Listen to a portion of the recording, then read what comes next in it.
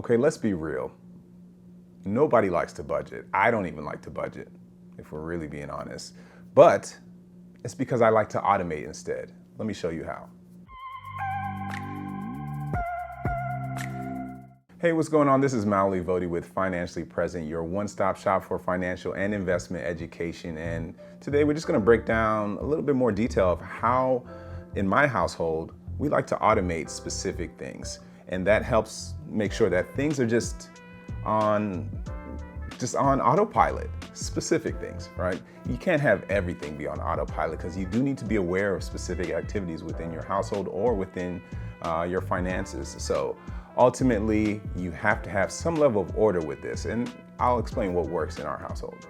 To be more specific about this, you could just draw a line and say, hey, what are some things that I need to be conscious about?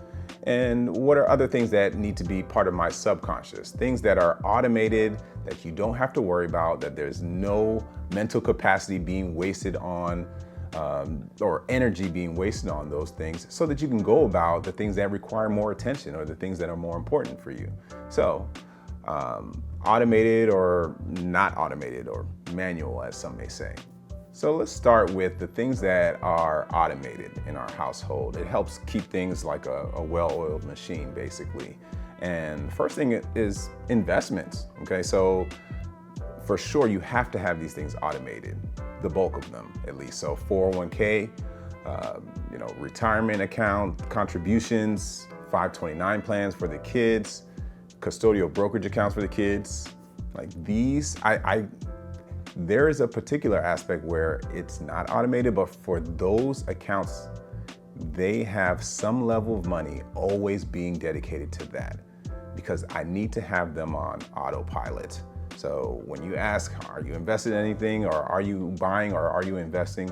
Yes, regularly we are investing. Regularly you should be investing. And as often as I watch the stock market, every single day, basically, it doesn't mean that I have to buy something every single day on that moment. It just means that there's regularly something being put towards investment efforts. There are regular deposits and regular investments, mainly with retirement. Some specific maintenance type of expenses that are automated would be insurance, and that's technically like an investment or part of the investment category. But that could be life insurance. Like for all of us, it's automated. Car insurance, that's automated as well. Homeowners insurance, it all needs to be automated basically, so that I don't have to dedicate any mental capacity to those things. These are things that we need to have in place on a regular basis so that we can move on with other things. Other maintenance bills or things of that nature could be like phone and internet, because we don't want any interruption with those items. So obviously we want those automated, or we don't want any lapse in coverage. And then another thing that we automate, credit card payments. So to be clear, I don't regularly like to keep a credit card balance, but what I do like to automate is the minimum monthly payment. So for example, it could be $45 that is gonna automatically pay the bill so that there's not gonna be a month where we're late on a payment. And specifically, you would wanna put it at the 28th day of the month, the latest day of the month, to have that bill paid. So whether there's a balance or not, there's still something automated there as a fail-safe. So you'll rarely see me have to talk about having a late payment situation, even though most companies would cover those fees anyways if you just call them. But that's automated, so I don't have to think about the due date. Another aspect of automation that we like to use is dedicating a specific amount to automatically be put in savings. Okay, so once money hits the checking, it automatically goes to different savings accounts.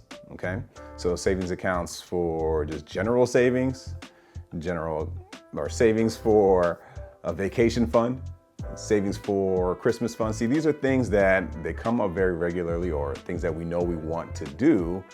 So we don't want to have to scurry completely, at least to try and figure these things out. So if there's always something chipping away at the savings that we would spend on Christmas, or something that is always chipping away at the cost of Christmas, then that's going to be taken care of, right? So something as simple as $100 every month.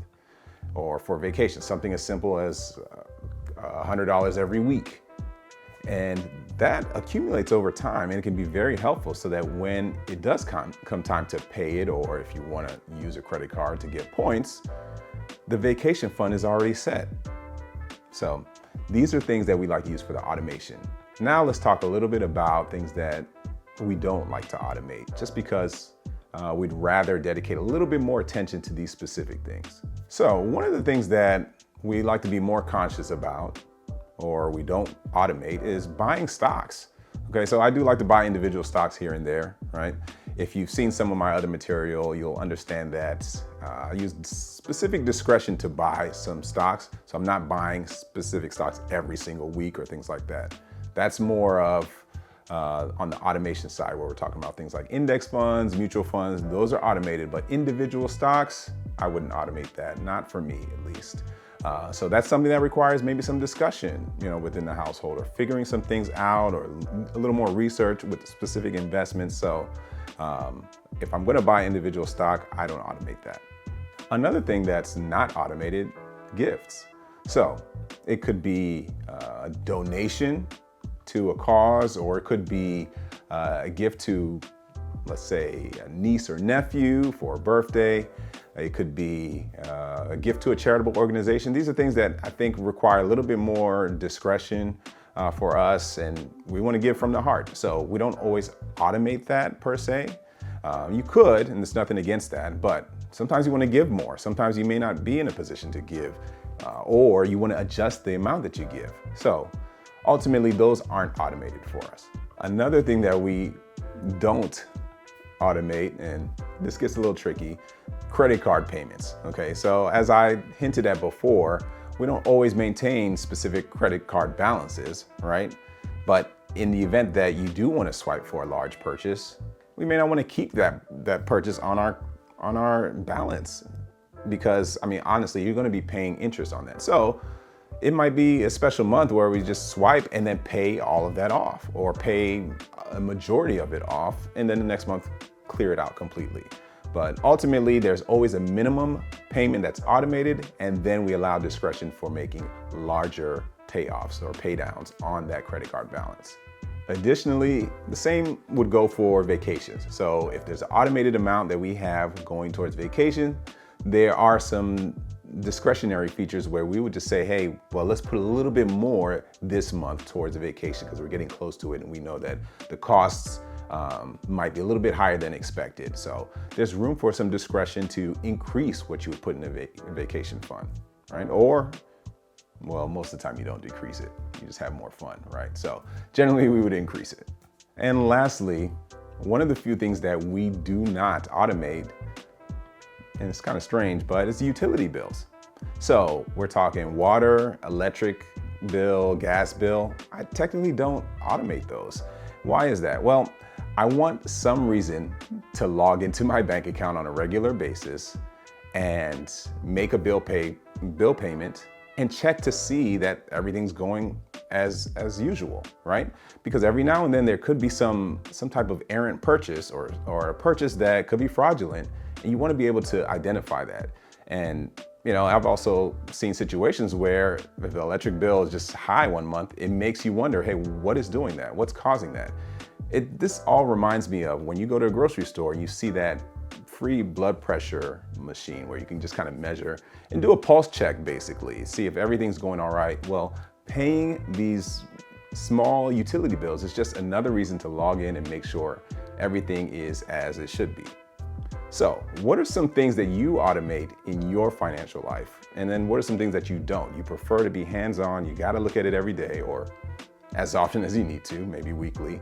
But what are some things you don't automate? I'd love to know in the comments below. If you like this video, I want you to hit that like button, subscribe if you're new to the page, and turn on notifications so that you don't miss out on future content. And until next time, stay present.